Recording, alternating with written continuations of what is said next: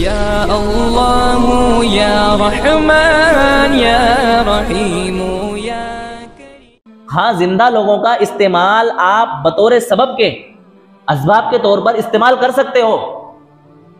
بھئی مجھے آپ سے پیسوں کی ضرورت پڑی تو میں ڈائریکٹلی اللہ تعالیٰ سے یہ کہوں کہ اللہ تعالیٰ آپ مجھے 1,00,000 روپے کی گڈیاں بھیج دیجئے، یہ تو مناسب نہیں ہے۔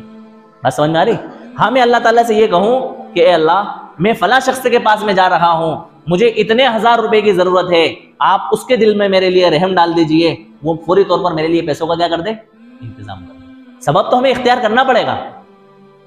سبب جو میں نے بتلایا نا کہ بھئی ہمیں کسی کو ذریعہ اور سہارا بنانا پڑے گا، اس ذریعہ اور سہارا بنانے کے بعد ہمیں مدد کس سے مانگنا پڑے گی؟ اللہ تعالیٰ سے مانگنا پڑے گی۔ بعض مرتبہ جو لوگ قبروں پر حاضر ہوتے ہیں تو لا علمی میں ان کو پتہ نہیں ہوتا ہے کہ بھئی قبروں کو سجدہ کرنا شرک ہے، قبروں کو سجدہ کرنا شرک ہے، چاہے اس قبر کے اندر اللہ کے رسول صلی اللہ علیہ وسلم جیسی ہستی ہی کیوں نہ مدفون ہو، لیکن اس قبر کو سجدہ نہیں کیا جا سکتا۔ تو جو بزرگان دین گزرے ہیں، جو اللہ تبارک و تعالیٰ کے ولی گزرے ہیں، ان کی قبروں پر سجدہ کرنا جائز نہیں ہے۔ اگر قبروں پر سجدہ کرنا جائز ہوتا تو رسول اللہ صلی اللہ علیہ وسلم کی قبر زیادہ مستحق تھی کہ آپ کی قبر پر کیا کیا جائے؟ سجدہ کیا جائے۔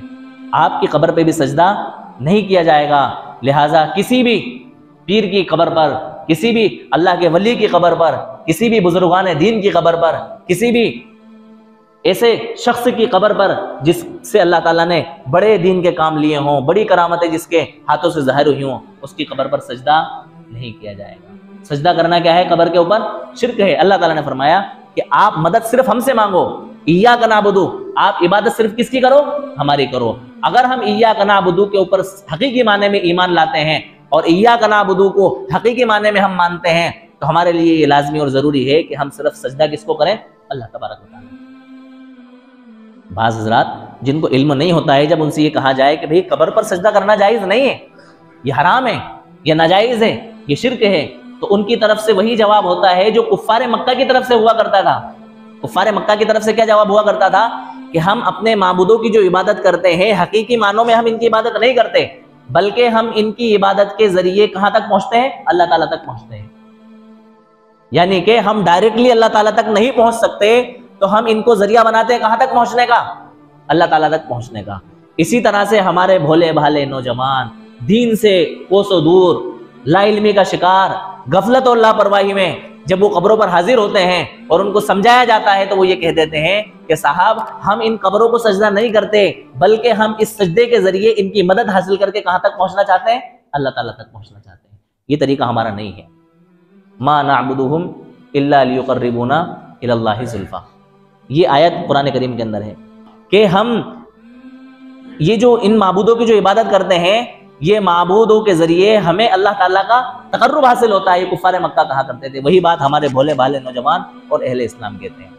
اللہ تعالیٰ کا تقرب حاصل کرنے کے لیے ہمیں کسی کا ذریعہ اور کسی کا سہارا اور کسی کا وسیلہ بنانے کی ضرورت نہیں ہے۔ اللہ تعالیٰ تو ڈائریکٹلی ہماری سنتے ہیں۔ اللہ تعالیٰ نے فرمایا وَإِذَا سَأَلَكَ عِبَادِي عَنِّي فَإِنِّي قَرِيبٌ أُجِيبُ دَعْوَةَ الدَّاعِ إِذَا دَعَانِ فَلْيَسْتَجِيبُوا لِي وَلْيُؤْمِنُوا بِي لَعَلَّهُمْ يَرْشُدُونَ۔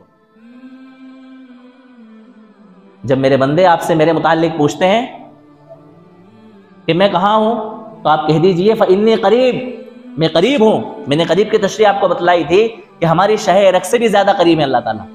کیسے قریب ہے؟ ہماری شہ رگ۔ شہ رگ اس رگ کو کہتے ہیں، اس نس کو کہتے ہیں جس نس کے اندر ہماری زندگی چھپی ہوئی ہے، کہ اگر وہ رگ کٹ جائے اور وہ نس کاٹ دی جائے تو ایسی صورت میں ہم کیا ہو جاتے ہیں؟ زندگی سے ہاتھ دھو بیٹھتے ہیں، زندگی ہماری ختم ہو جاتی ہے۔ اس رگ سے زیادہ اللہ تبارک و تعالیٰ ہم سے قریب ہیں، تو ہمیں کس سے مانگنا چاہیے؟ اللہ تعالیٰ سے مانگنا چاہیے۔ اجیب دعوت الداعی اذا دعان، کہ جب کوئی مانگنے والا پکارنے والا پکارتا ہے تو میں اس کی پکار کو سنتا ہوں اور اس کی پکار کا کیا دیتا ہوں؟ جواب دیتا ہوں۔ لہٰذا ہمیں مدد کس سے طلب کرنا چاہیے؟ اللہ تعالیٰ سے طلب کرنا چاہیے۔